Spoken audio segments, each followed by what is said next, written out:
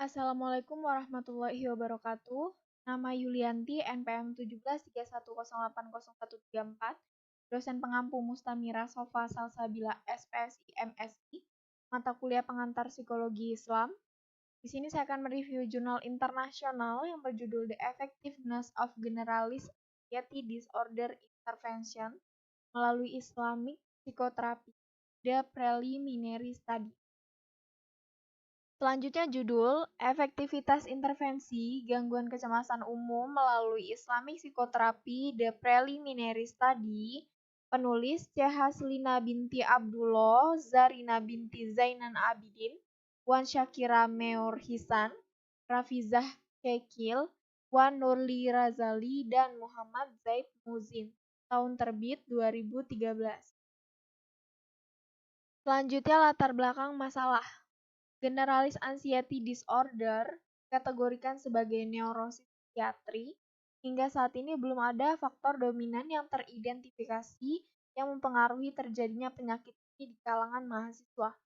Masalah pendidikan, keluarga, sosial, dan lain-lain adalah beberapa masalah yang terus-menerus menimbulkan kecemasan bagi para mahasiswa ini.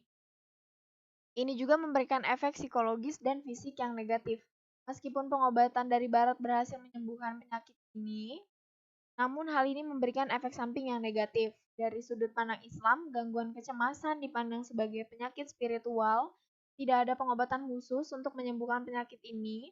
Namun dengan amalan ayat-ayat Al-Quran, Sunnah, dan juga amalan berbagai ulama di masa lalu, penyakit ini dapat diatasi melalui psikoterapi Islam yang merupakan salah satu alternatif atau cara pelengkap pengobatan yang ada. Selanjutnya grand theory. Yang pertama, generalized anxiety disorder merupakan penyakit yang dapat berpengaruh negatif terhadap kualitas hidup dan fungsi psikososial. Gejala yang merugikan dapat diidentifikasi pada individu yang menderita penyakit ini, menurut Mauro dan Murray tahun 2000.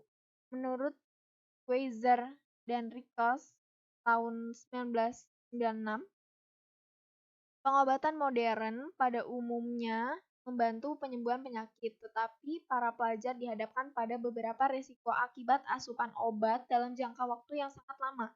Di antara implikasi negatif yang mereka hadapi adalah kecanduan obat yang terkandung dalam pengobatan. Islam diartikan sebagai proses intervensi psikologis yang berusaha menyembuhkan stres mental dan emosional, serta spiritual yang didasarkan pada Al-Quran, Sunnah Nabi, dan amalan para ulama Islam masa lalu. Psikoterapi Islam bertujuan untuk mencapai kesehatan mental dan spiritual bagi setiap individu melalui amalan keagamaan yang telah dipercayakan kepadanya. Menurut Hamzah dan Mai Tafsir tahun 2002. Menurut Encyclopedia of Mental Disorder tahun 2007, gangguan kecemasan umum dicirikan sebagai tersebar dan kronis, itu diprovokasi oleh faktor atau penyebab tertentu. Para penderita mungkin mengkhawatirkan berbagai hal ini dalam rutinitas kesehariannya. Selanjutnya metode penelitian. Di sini menggunakan korelasi antara metode kualitatif dan kuantitatif untuk mengumpulkan data. Metode kualitatif digunakan pada tahap eksplorasi informasi, di mana wawancara dilakukan, dan juga pada tahap intervensi, di mana dilakukan observasi. Di sisi lain, metode kuantitatif Hamilton Anxiety Rating Scale atau HARS atau HAM-A, metode SPSS dari parallel analysis, digunakan untuk mengukur efektivitas intervensi dalam penelitian ini. Sampel yang digunakan yaitu seorang wanita umur 24 tahun berstatus lajang berpendidikan tahun keempat di Penang Medical College atau PMC. Alat ukur yang digunakan adalah menggunakan 4 instrumen, yaitu pertanyaan terstruktur atau profil subjek, semi terstruktur atau sebab dan akibat generalis anxiety disorder, serta modul psikoterapi Islami general anxiety disorder. Selanjutnya instrumen yang digunakan untuk mengukur efektivitas intervensi adalah Hamilton Anxiety Rating Scale atau HARS. Selanjutnya hasil penelitian. Dari penelitian yang telah dilakukan terhadap hal ini, jelas menunjukkan bahwa orang tersebut menderita generalis anxiety disorder yang kronis. Dia telah minum obat untuk melawan penyakitnya, tetapi implikasi positifnya rendah. Setelah dia menjalani intervensi menggunakan modul psikoterapi Islami, perbaikan terjadi pada tubuh lahir dan batinnya. Skor keseluruhan yang didapat dari temuan menunjukkan penurunan yang nyata antara sebelum dan sesudah intervensi. Dengan demikian, hal ini secara tidak langsung membuktikan bahwa tingkat gangguan kecemasannya telah menurun dari level 2 atau ringan menjadi sedang, menjadi ringan 1. Merasa tenang sekalipun intervensi hanya dilakukan 1 kali oleh peneliti. Dengan demikian, intervensi psikoterapi Islami memberikan efek positif pada pasien tersebut. Selanjutnya kesimpulan, gangguan kecemasan umum dipandang sebagai penyakit mental di kalangan praktisi medis modern, namun umat Islam melihat penyakit itu sebagai penyakit jantung atau spiritual yang terkait dengan keinginan manusia dan godaan setan. Dengan demikian, penyakit ini mendorong lemahnya keimanan dan juga mengungkapkan hubungan antara manusia dengan Allah Subhanahu wa taala. Hingga saat ini, pengobatan modern atau psikoterapi barat belum mampu menyembuhkan penyakit secara tuntas. Psikoterapi Islami yang berdasarkan Al-Quran, Sunnah, dan amalan para ulama masa lalu ternyata memberikan dampak positif dan membantu menurunkan tingkat gangguan kecemasan yang dialami pasien. Meskipun studi dilakukan hanya pada satu subjek dan total intervensi hanya 3 kali dalam durasi 12 minggu, namun hasilnya akan lebih memuaskan jika sesi intervensi diperpanjang hingga 12 kali dan diterapkan pada semua penderita gangguan kecemasan umum, terutama yang belajar di institusi pendidikan tinggi. Hal ini penting agar mereka dapat menikmati kedamaian spiritual, memperoleh kekuatan mental, dan mendapatkan stabilitas emosional menuju gaya hidup positif. Selanjutnya, kritik.